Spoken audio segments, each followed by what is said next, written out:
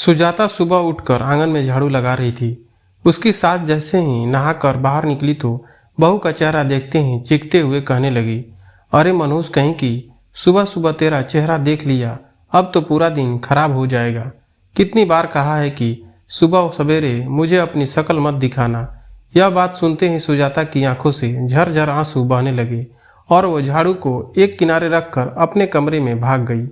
उसकी सास चिल्लाते हुए कहने लगी, अरे कामचोर, अगर तुमने काम खत्म नहीं किया समय से तो तुझे रोटी भी नहीं मिलेगी। पहले ही मेरे बेटे को खा गई और अब मुफ्त की रोटी तोड़ने के लिए यहाँ बैठी हुई है। सुजाता कमरे में आकर फूट फूट कर रो पड़ी। उसकी नन्ही सी बेटी भी माँ को रोते हुए देखकर रोने लगी। दोनों माँ बेटी के रुदन से कमरे की दीवारें तक कांप उठी।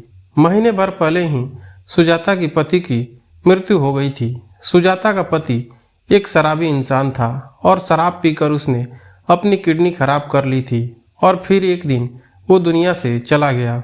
अब इसमें सुजाता की क्या गलती थी, लेकिन उसकी सास बहू को ही दोष देती थी। सुजाता के मायके में भी कोई नहीं था। सुजाता की माँ ने दूसरी शादी की थी। उस समय सुजाता 4 वर्ष की थी और सुजाता का सौतेला भाई अजय भी लगभग 4 साल का ही था।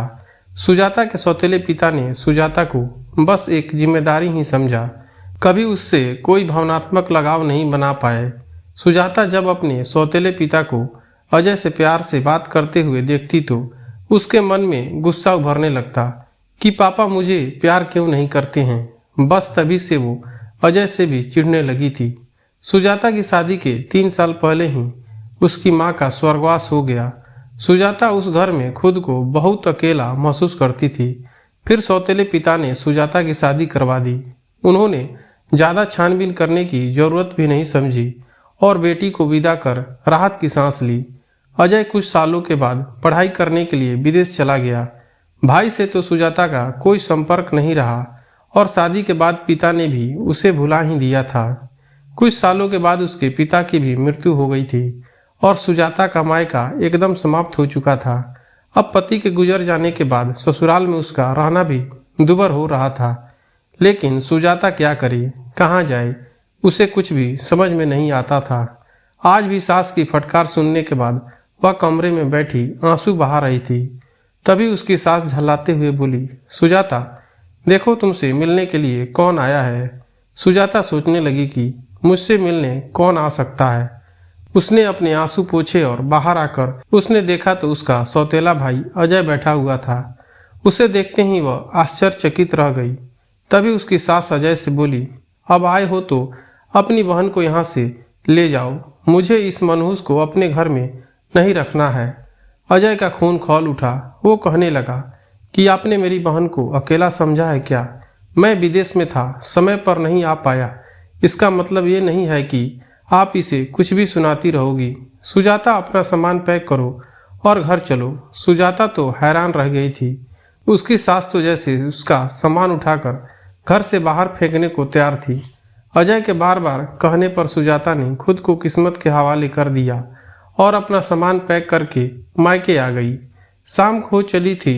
अजय रसोई में गया और उसने खिचड़ी बनाई और सुजाता को खाने के लिए दिया।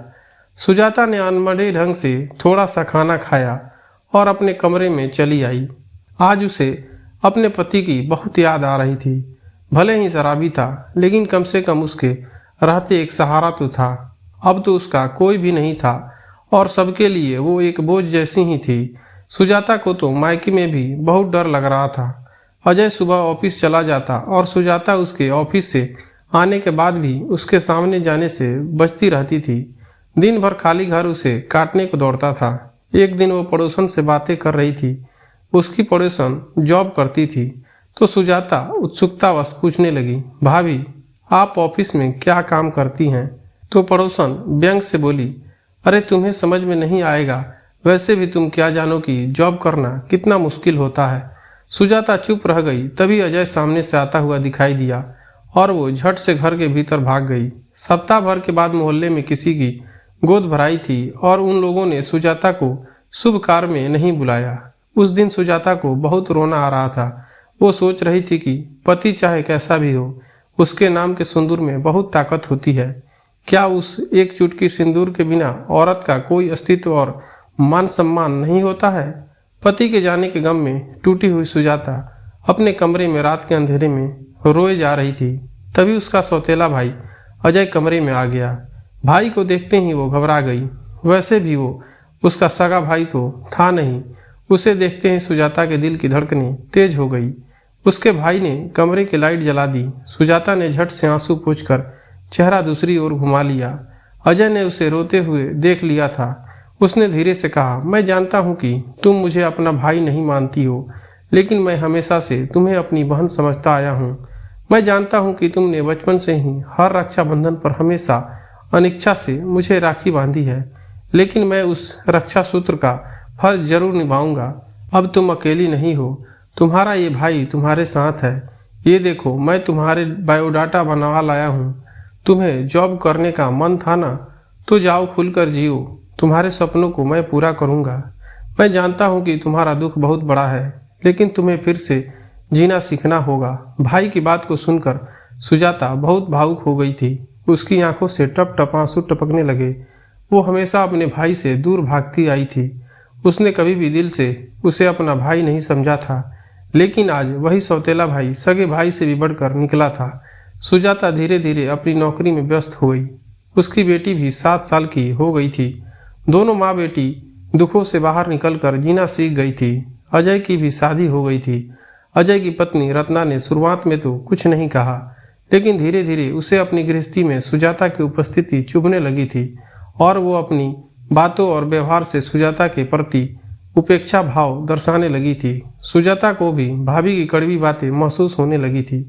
एक दिन सुजाता सुबह नहाकर बाथरूम से निकली।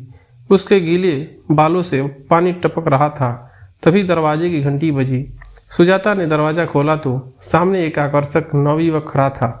उसने कहा, अजय भैया हैं क्या?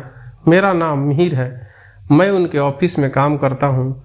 सुजाता मिहिर को अंदर बुलाते हुए बोली, हाँ हाँ आप बैठिए, मैं अभी उन्हें बुला कर ले आती हूँ। सुजाता की बेटी वहीं हॉल में बैठकर पढ़ाई कर रही थी। सुजाता ने कहा कि बेटी अंकल को परेशान मत करना, और वो कमरे में अजय को बुलाने चली गई। रत्ना अपने कमरे में बैठकर सहेली से बातें कर रही थी, तो सुजाता ही रसोई में चाय नाश्ता बनाने चली गई। अजय मिहिर के साथ बैठकर बातें करने लगा। पूरे समय मिहिर सुजाता को ही देखता रहा। उसने अजय से सुजाता के बारे में भी थोड़ी बहुत जानकारी ली। जब से उसने सुजाता को देखा था, वो किसी गहरी सोच में डूब गया था। सप्ताह भर के बाद मिहिर ने ऑफिस में अजय से अकेले में बात करने की इच्छा व्यक्त की, तो अजय मिहिर को लेकर कैंटीन में चला गया। कॉफी पीते हुए दोनों बातें करने लगे। मिहिर ने झिझकते हुए कहा कि भैया, सुजाता जी को देखकर मेरे मन में एक बात आई है। अजय कॉफी का सिप लेते हुए बोला, क्या बात आई है? मिहिर बोला, मेरे मामा जी के बड़े बेटे मनीष भैया की पत्नी का स्वर्गवास हो चुका है और उनकी भी एक 5 साल की बेटी है। मेरे मामा जी भी मनीष भैया के लिए कोई ऐसी जीवन संगनी ढूंढ रहे हैं जो उस मासूम सी बच्ची का ध्यान भी रख सके। तो मुझे ऐसा लगा कि सुजाता जी और मेरे भैया की जोड़ी बहुत अच्छी रहेगी। आप क्या कहते हैं? यह बात सुनकर अजय का मन खुशी से गदगद हो उठा। वह भी तो कब से चाह रहा था कि उसकी बहन का घर दोबारा से बस जाए, लेकिन ऐसा कोई अच्छा परिवार मिल ही नहीं रहा था।